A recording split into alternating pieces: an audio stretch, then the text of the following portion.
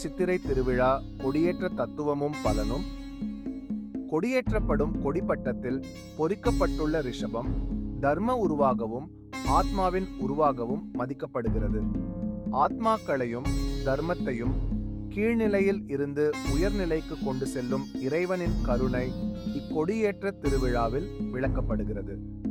பொது வகையில் உயிர்களுக்கு அருள் புரியும் இறைவன் சிறப்பு வகையில் அருள் புரிய ஆயத்தமாக இப்பன்னிரண்டு நாட்களும் காத்திருக்கிறான் என்பதை இக்கொடியேற்றம் உணர்த்துகிறது. முதல் நாள் திருவிழா ஸ்தூல தேகத்தை நீக்கிக் கொள்ளும் பயனை விளக்குவதாக அமையும். முதல் நாள் இரவு சிவபெருமான் மரத்தடியில் வீற்றிருப்பதை விளக்கும் கற்பக விருட்ச வாகனம் எழுந்தருளும். இதை விருத்திக்கிரம சிருட்டி கோலம் என்பர். மரத்தின் கிளைகளும் இலைகளும் தத்துவங்களும் உயிர் வர்க்கங்களாகவும் உள்ளன.